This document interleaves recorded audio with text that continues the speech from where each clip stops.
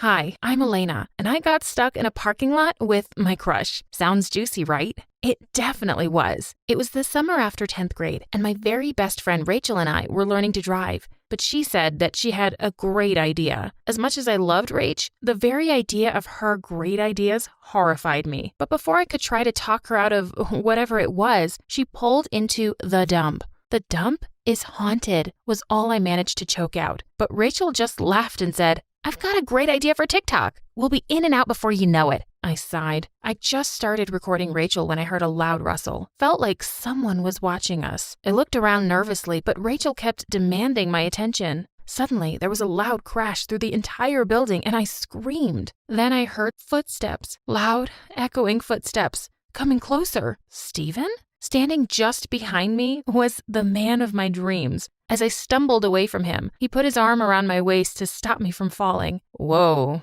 easy there, he said softly. My heart went wild. Did Steven just touch me? Steven had been my crush for forever.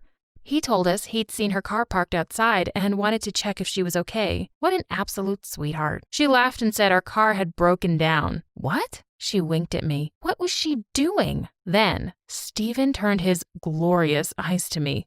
Who's your friend? He asked.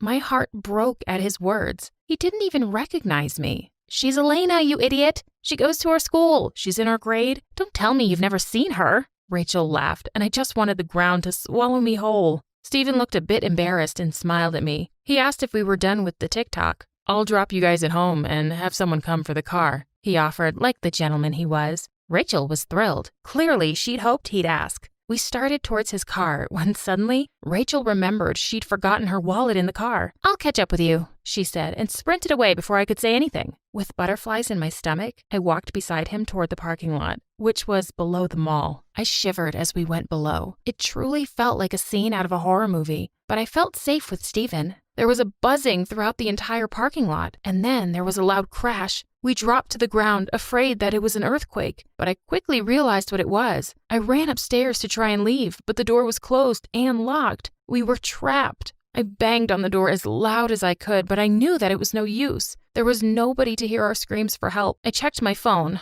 Of course, there was no signal either. Steven checked his phone too. I can't call anyone. What are we going to do now? I asked. Now that the door was closed, it was even darker. If I didn't know any better, I would think the shadows in the corners were alive and coming for us. It's going to be okay, Steven said soothingly. Then he did something unexpected. He took my hand and led me away from the door. Let's look for an escape.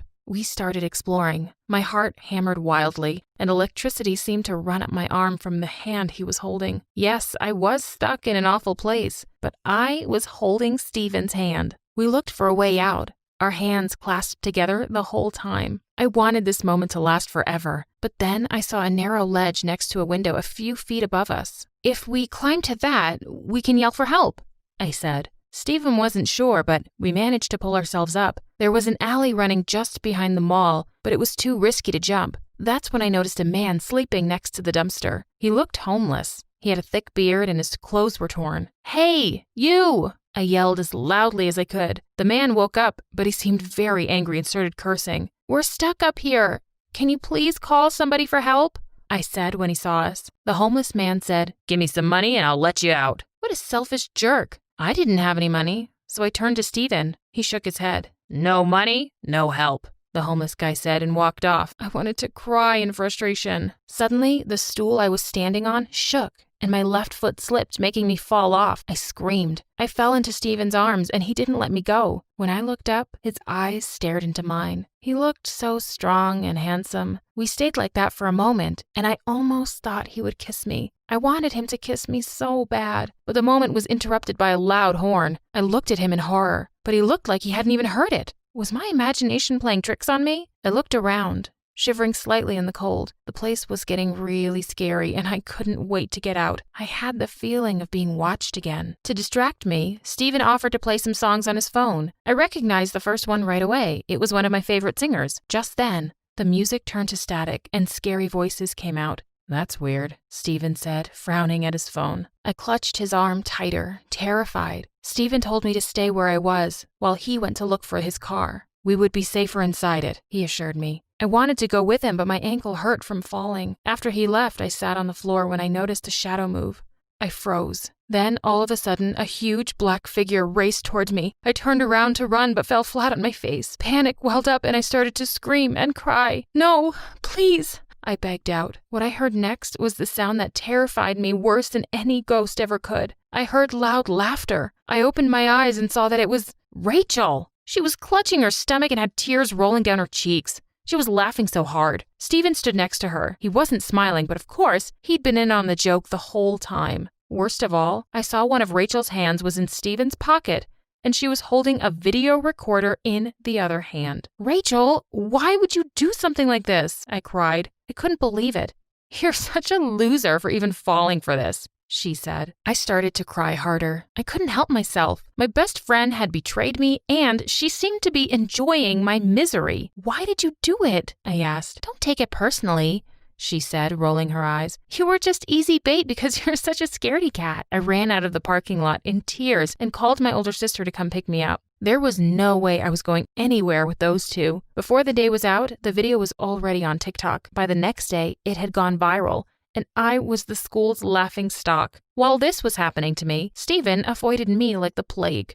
At least he looked guilty, but it was Rachel who truly hurt me. She pretended as if I didn't exist. So much for childhood best friends. When the sadness and shock faded, I was angry. So angry. I wanted revenge. I had done nothing to them, and they treated me like dirt. To top it all off, Rachel and Steven were getting closer. They'd even started dating. This was something she'd done before. Whenever I had a crush on a guy, she would also start liking him, date him, and then dump him after a few weeks. This time, I decided enough was enough. I was going to take Steven away from her, and I knew how to do it. I made an Instagram account and hired a professional to take some pictures of me where my face wasn't visible. I wanted to make myself seem mysterious, and my plan began to work. Once my account took off, I followed Steven. After a week of suspense, he followed me back. I slid into his DMs. I flirted with him, and at first, he didn't flirt back. But over the next few days, we texted each other all the time. And I began to think he liked me. Back in school,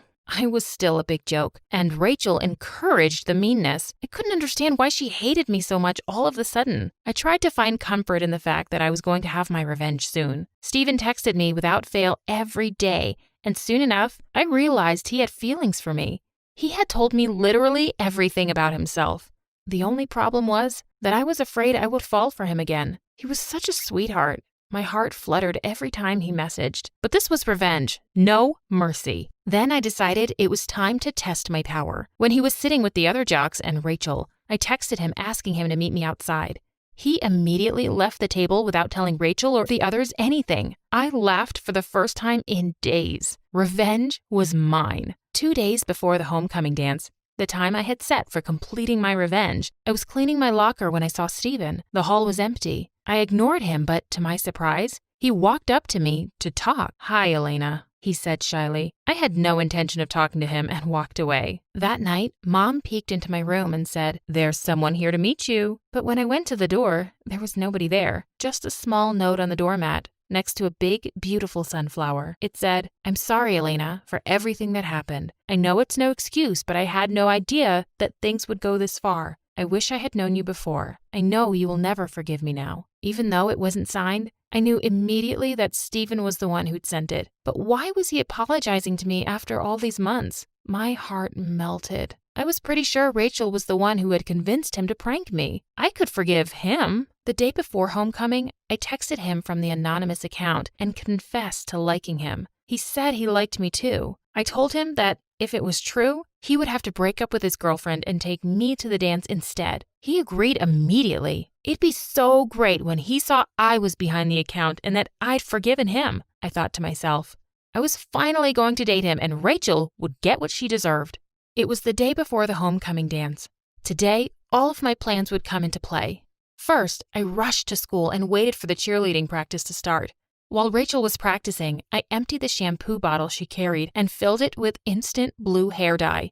If anyone was super proud of their blonde hair, it was Rachel, and that was only the first thing she'd lose today. I waited outside the locker rooms. Soon enough, I heard a scream and lots of muffled laughter. I walked away to work on phase 2. I went to the biology lab and released all the frogs and cockroaches. Then I rushed out. I went to Mrs. Hawkins, the lab instructor, cried, and told her Rachel had been waiting for me in the lab. But when I got there, all the frogs and cockroaches were all over the place. She jumped up and rushed to the lab. I heard her cursing. Then she went straight to the principal's office. 10 minutes later, they called Rachel. I hung around the office till I saw her. Her hair looked a horrible shade of blue, and it was so patchy I almost felt sorry for her. Some of the dye had stained her face, too. People were laughing at her. When she saw me, she glared at me and went inside the office. Then I heard yelling and crying.